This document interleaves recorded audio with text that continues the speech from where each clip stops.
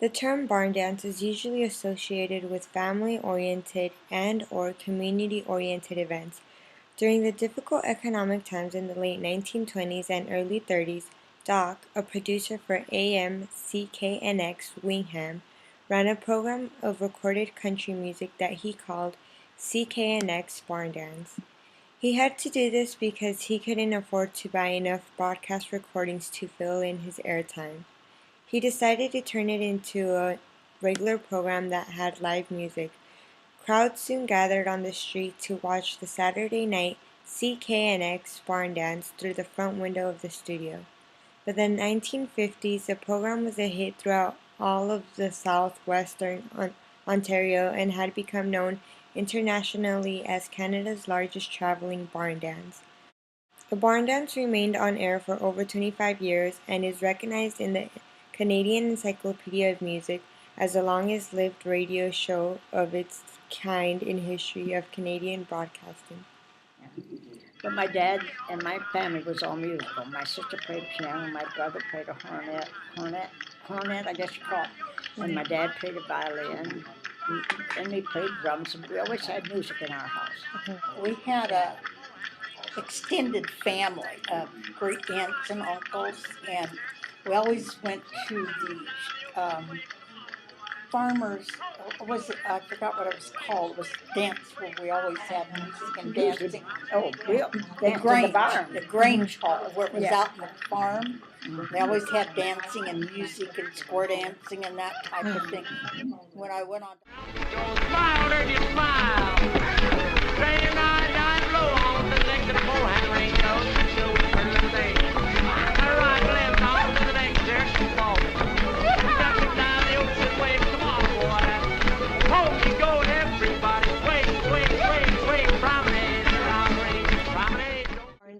We take here's a bales of hay, and then people would sit on it, and they'd have a violin and fiddles, and then they have a car. Element left, right, left, and I've done a lot of it. And that's it. That's the fun we had. That's the funny guy. Okay. I go back to World War One. My older brother was 18, and he was in the service. He was ready to go overseas. And my younger brother was born. When he was 2 weeks old, we went down to see him. And of course, then the World War One was over before he got to go. But my husband, of course, would come to World War II. My husband, my brother, my elders have gone to World War II. And a lot of wars can be created from propaganda. Exactly. Of creating misfeelings between countries and religions and things that cause a lot of trouble. But hopefully it's always investigated by somebody that wants our country, because we should be looking after our own country, not everybody else's. And I have very strong feelings about that. And I think our country has been looking after everybody in the world but us in the last few years, and it has hurt our country tremendously. Very, very, and it's time that, they reconsider, and I think we'll see that happen. I didn't mean. My thought is this: here we are, United States, with all our separate states. We get along with each other. We get along all over. Why can't they do the same thing? I don't understand that. Well, excuse me. Go ahead. Finish what you're saying. Well, we believe in freedom of religion, so when everybody comes here, doesn't mean the same thing to them. You're right there. It's entirely different. It's not the same. So. Well, you can speak what you want. She can, and I can too. But in those countries, you can't. I can say, you're brown and I'm black. I don't like you. I'm just, of course, that's an example. But isn't that true?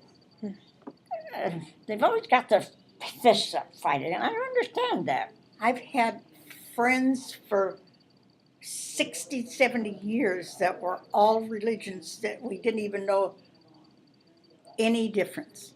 Mm. Never. We even could speak about anything, and never, I would never have turned my back on anybody on that, as we all have the right to believe the way we do, as long as we believe in one, what, One being, remember, whatever. Yeah. whatever you want to call it. Yeah. Mhm. Well, One. our Constitution was set up with good, solid background, and we live by that. They will. But we have a wonderful country to live in. Mhm. You're able to speak to we older people. You're able to say what, if you don't like it, you could say you don't like it. If it's green and you want to call it green and I want to call it red, that's your prerogative. We have that freedom to do so. Somebody might come along and say, that isn't green or red, it has to be purple. We accept that. Yeah. I mean, do feel that there's some serious things wrong, that everybody doesn't take their responsibility of taking care of themselves. Mhm. I think we all owe that to each other, to be a good neighbor, to help others, and the parents and the churches to look after their own. Not, and I mean, there's a lot of bad things been going on, and it's in everything. Well, So, people's attitudes are not loving and kind as well.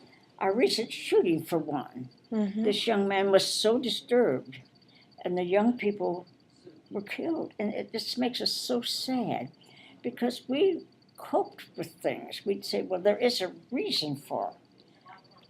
But I've known a family in the South, 5 generations have been on welfare. Now, somebody must have had some kind of sense that they could go and scrub floors.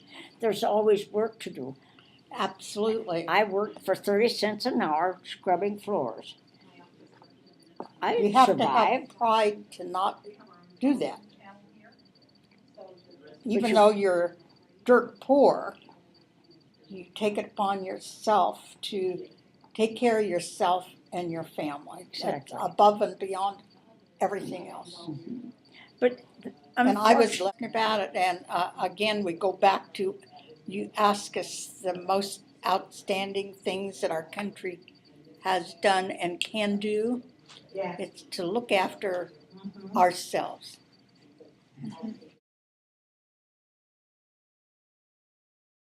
The Great Depression was a worldwide economic crisis that in the United States was marked by the widespread unemployment.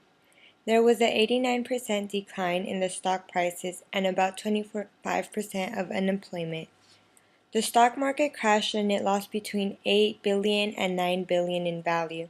Unemployment rose and wages fell for those who continued to work. Many people got their homes foreclosed because they could not pay it off anymore. Some students started to drop out of school in order to help their families. Others couldn't afford to go to school anymore. This not only affected the adults, but it also affected the children. As far as our country is concerned, we did all kinds of magnificent things all during that time. This was during the Depression, which was a very difficult time for our country and for all of us at our ages. Yeah. We all learned to be a partner with our neighbor and to help one another. And that's a big part, I feel, that is wrong with our country today. It's a significant part that nobody works together, nobody cares about one another, and there's a lack of trust and love and caring for each other. Grew from there, from the Depression, everything got better for everybody.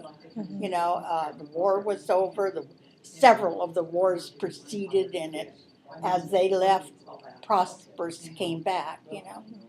So I don't know, and then we invented just about everything, our country did. And our country has prospered really good until I think recently when things have taken a bad turn. Well, yes. And it's a lot of things to blame, I think. You know, not that we're looking for blame, we're looking for other things. Answers, But, really for the answers. America's entry into the war in 1941 finally eliminated the last effects from the Great Depression and brought the U.S. unemployment rate down below 10%.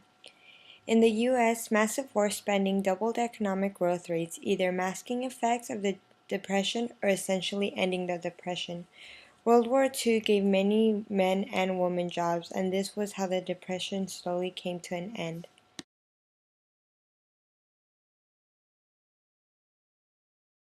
In 1891, the Edison Company successfully demonstrated the kinescope, which enabled one person at a time to view moving pictures.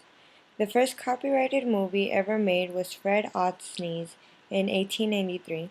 The first colored movie was Cupid Anglin in 1918, but the well-known ones would be The Wizard of Oz or Gone with the Wind.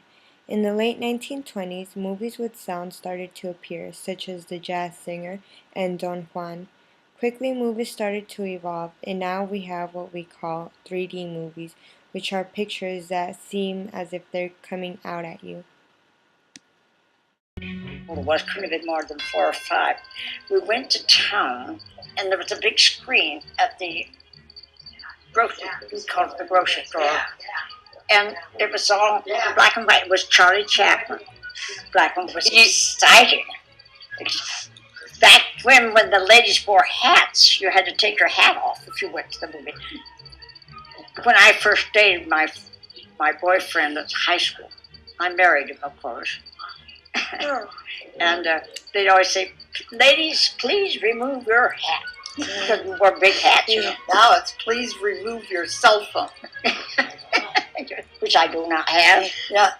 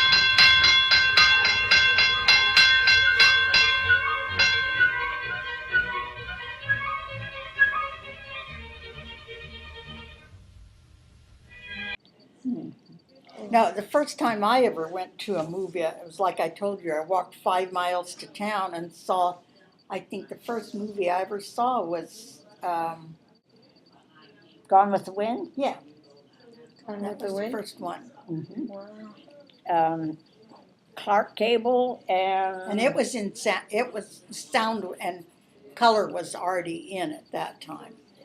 And we got shocked because when Clark Gable turned to her, and he said, "Frankly, I don't give a damn." And everybody, because we never would swear. Oh, that was terrible. You remember that? Yes, I do. Yeah, that was, my grandma